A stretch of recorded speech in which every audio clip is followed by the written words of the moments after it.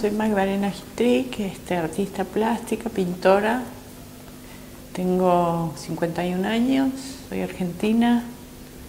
Viví 13 años en México, entre 1974 y 1987. Estudié artes visuales allá, 3 años, y algunos talleres de artistas mexicanos y amigos y demás movidas, y después me vine para acá.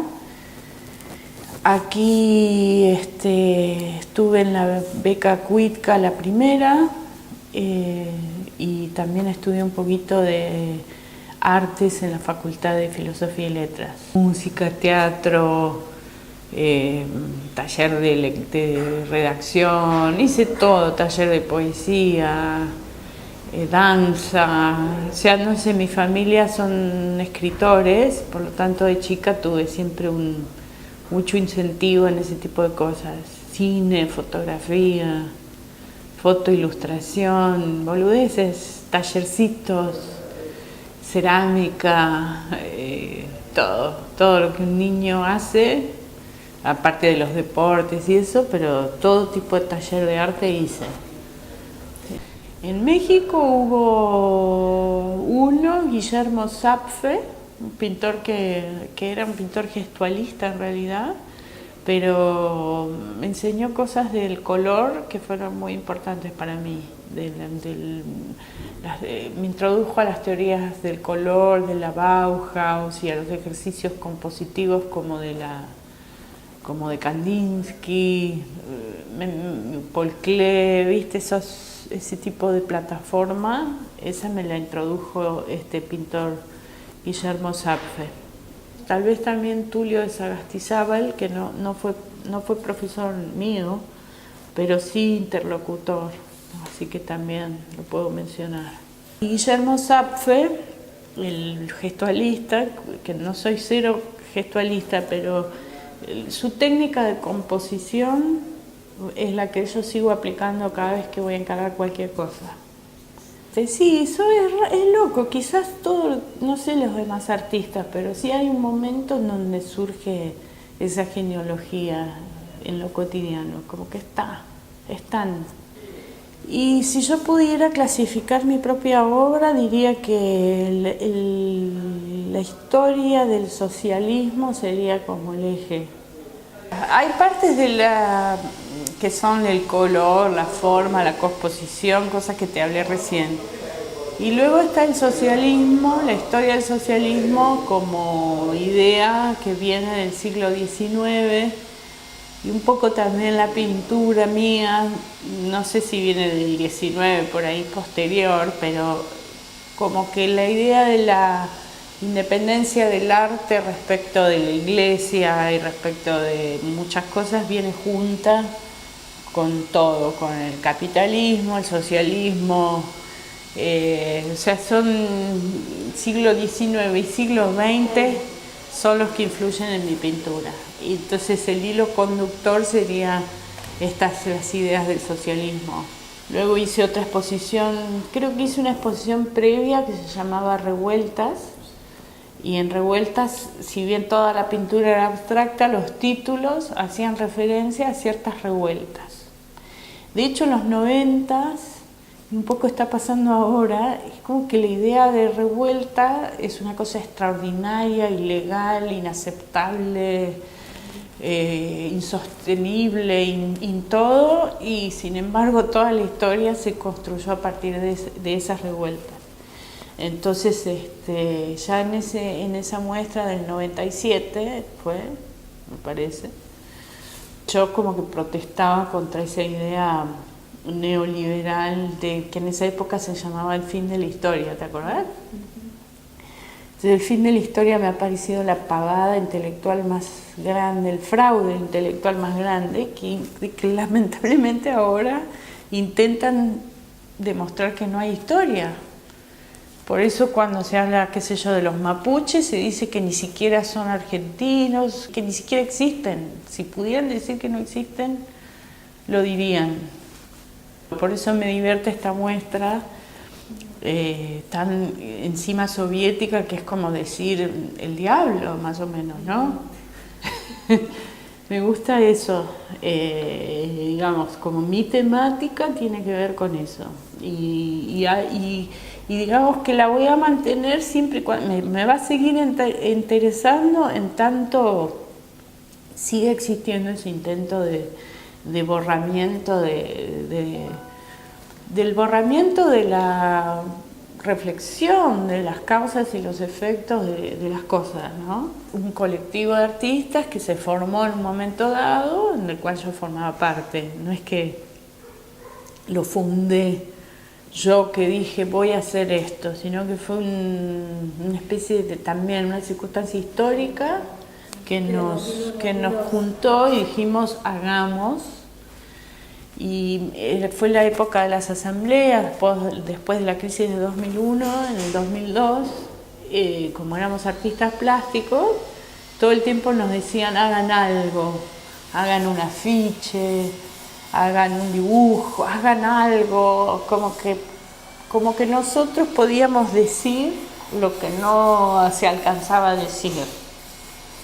Entonces, bueno, hicimos ese colectivo, hacíamos afiches con serigrafía, afiches y remeras que estampábamos en las manifestaciones y que llevábamos listos la temática de la manifestación. Y bueno, en el mundo de las asambleas estaba muy interrelacionado con movimientos de todo tipo y la sociología de ese momento hablaba de tres fenómenos: las asambleas populares, las fábricas recuperadas y los movimientos de desocupados, los piqueteros.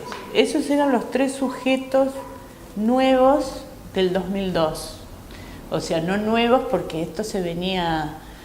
Algunas fábricas se habían recuperado en el año 2001 o antes. IMPA me parece que va por ahí, 2001, Sanón, Bruckmann, la gráfica Patricios, en el 2007, que se llamó Fondo de Huelga, que ahí estaba todo eso estetizado de una manera más, ¿cómo dijiste? Alegórico, sino más abstracto, más metafórico, más completo. Se llamaba Fondo de Huelga, que el Fondo de Huelga es un juego de palabras, porque por un lado el fondo de huelga es lo que hacen los miembros de un sindicato para juntar dinero. También estaba la cosa de figura fondo, en una discusión de artes visuales acá, de los 90, que fue muy vigente, sobre fondo y figura, disolverlos, como el arte muy decorativo de los 90, decía que no había más fondo y figura, que era toda una cosa plana al mismo nivel. Entonces yo polemizaba con eso, que como mi pintura quedaba muy antigua porque era fondo y figura, y luego también me gustaba la idea del telón de fondo es una huelga y después vienen los cambios sociales, ¿no? O sea, por ahí empieza con una huelga.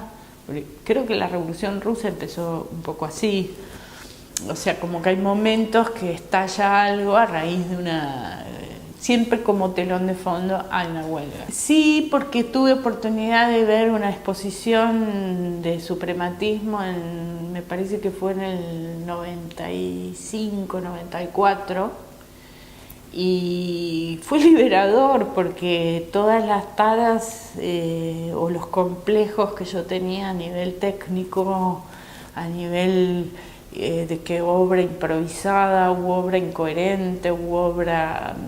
miles de cosas, cuando vi las pinturas de toda esta gente, como que me liberó por completo para pintar de cualquier manera, digamos. Esa es la virtud que tiene la vanguardia, que es una puerta abierta. También esa misma idea de los 90, del fin de las vanguardias y del odio de la vanguardia, llamado transvanguardia, o post, no sé qué, post modernismo, el posmodernismo, ¿qué era? Me olvidaba, el posmodernismo, otro fraude intelectual que intentó cerrar todas esas puertas que había abierto la vanguardia, con un argumento muy estúpido, que es que la vanguardia es un término militar y qué feo los militares. En el 74, en el mes de octubre del 74, nosotros nos fuimos del país porque hubo un allanamiento en mi casa y unas amenazas de un grupo paramilitar que existía en ese momento, que era la Alianza Anticomunista Argentina. Entonces yo desde chica, el hecho de haber tenido que cambiar mi vida en forma, digamos, de un día para el otro, dejar de ir a mi escuela, viste, una niña de 8 años que yo iba con mi muñequita, mis amiguitas y mi mundillo, de repente completamente dado vuelta de un día para el otro por una presunta ser comunista de mis padres, que tampoco es tan explícito. Mis padres son de izquierda, pero nunca fueron comunistas.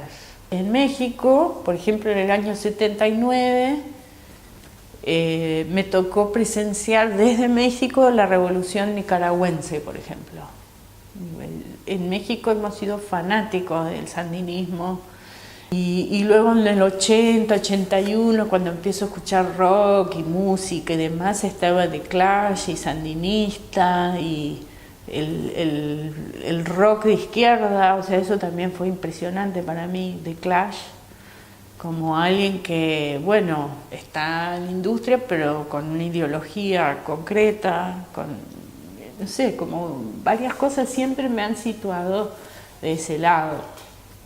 Y en los 90s, en este mundo feliz del posmodernismo, tras vanguardia y sin ideología, sin historia, sin nada, yo en la beca Cuitca he pintado algunos cuadros apolíticos, ponele. Pasé una temporada como, bueno, tratemos de vender el mercado, la obra.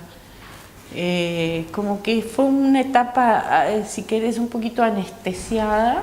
Cuando estaba con el taller popular de serigrafía y con mucha militancia y mucho contacto con muchas entidades políticas, pensaba que el arte podría ser una manera de organizar la sociedad, que podría proveer lo que ha faltado hasta ahora. O sea, como que si uno piensa en las sociedades, por ejemplo, originarias, gran parte de su actividad cotidiana está focalizada en el arte, en forma de los tejidos o de lo que fuera, de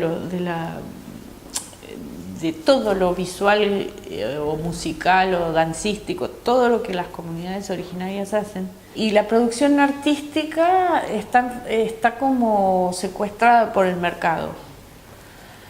Pero a la hora de organizar una producción artística, en efecto interviene mucha gente y hay mucha cooperación y hay mucha división del trabajo, y el objetivo en sí no puede tener un destino económico o no, pero la experiencia artística es el objetivo. Y esa experiencia artística es sanadora para todos, para el que la produce y para el que la recibe. Entonces, a veces pienso que debería pasar por ahí.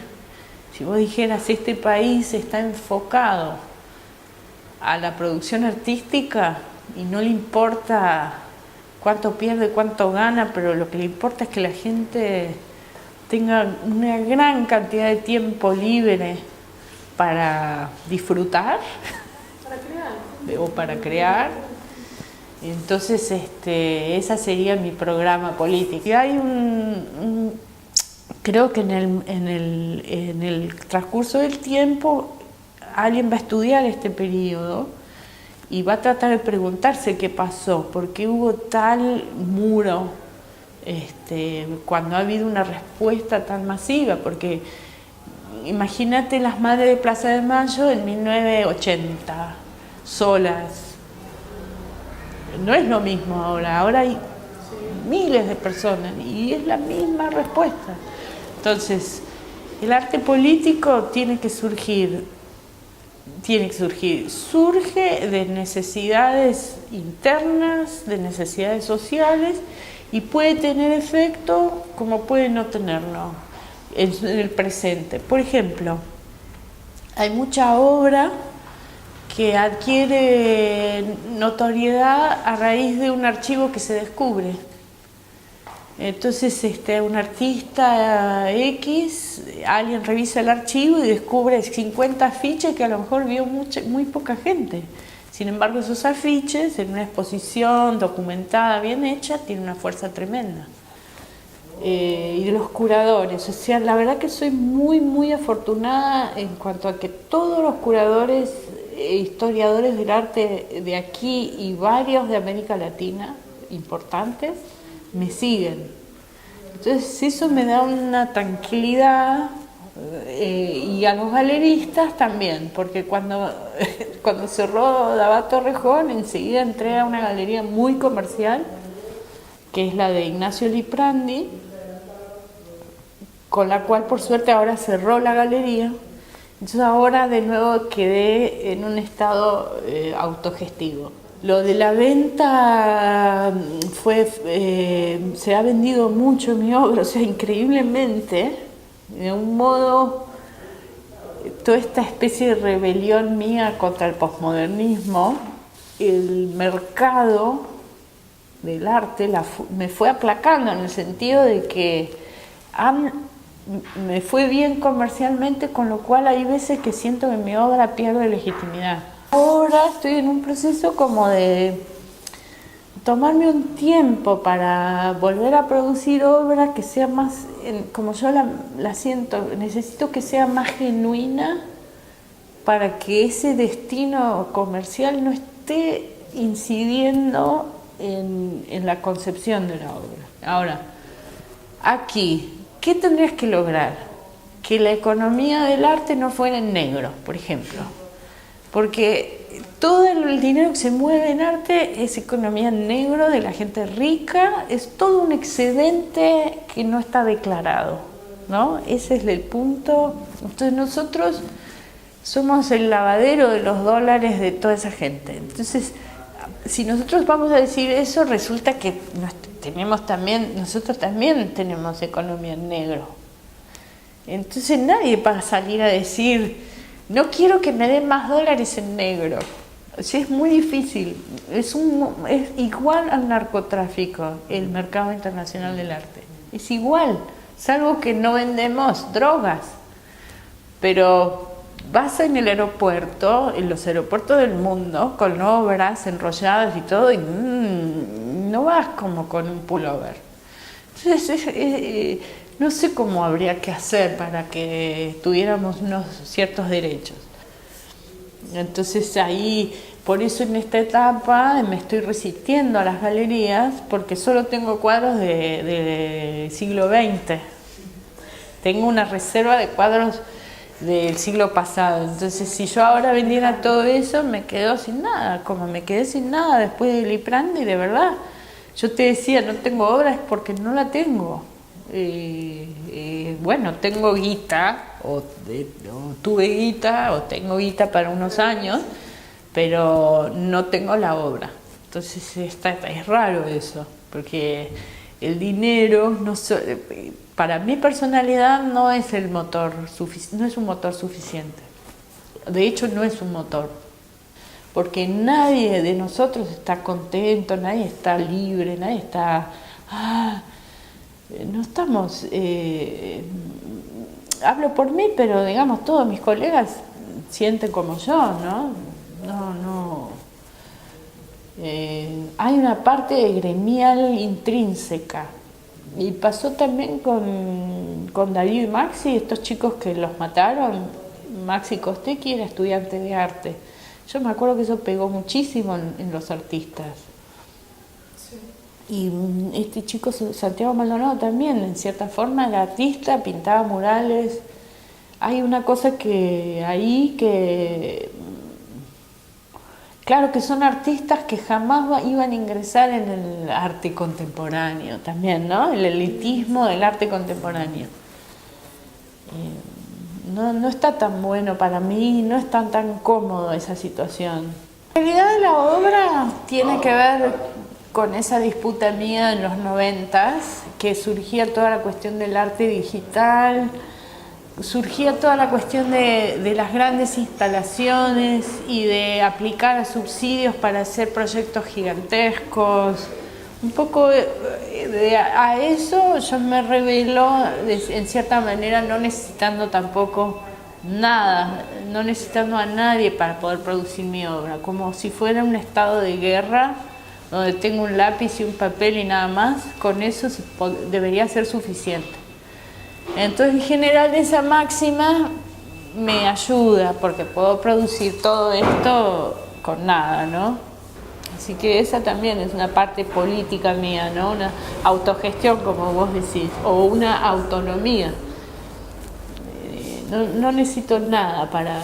No es que dejo de hacer cosas porque no tengo tal cosa. Si no, lo puedo hacer en una escala pequeña. Eso es el marxismo, ¿no? En cada cosa, cada mercancía, cada objeto producido por el ser humano, hay un montón hay toda una historia social atrás. Entonces la voz, por ejemplo, por eso este símbolo es tan bueno, el símbolo comunista es como muy eficaz porque condensa el campesinado y la construcción, ¿no? El techo y la comida. Son las dos cosas básicas de la humanidad. Y bueno, la maravilla, lo que a mí me atrae mucho de todo esto que te estoy diciendo, del marxismo en particular, es que el objeto pasa a ser el sujeto. El objeto habla por toda su historia que tiene atrás. Y todas las relaciones sociales y económicas están acá. Porque alguien hizo el mango, alguien trabajó en esta mina de hierro, alguien fue el herrero, alguien fue el... Todo tiene una historia, ¿no? Entonces eso me fascina. Y como el arte produce objetos, produce cosas que no existían, y también en cada objeto de arte está condensado también, todo como la historia humana, todas las obras anteriores se condensan en cada obra nueva. Eso me encanta. Por eso el posmodernismo o el fin de la historia me parecen fraudes, porque la historia está a la vista en cada detalle de la realidad.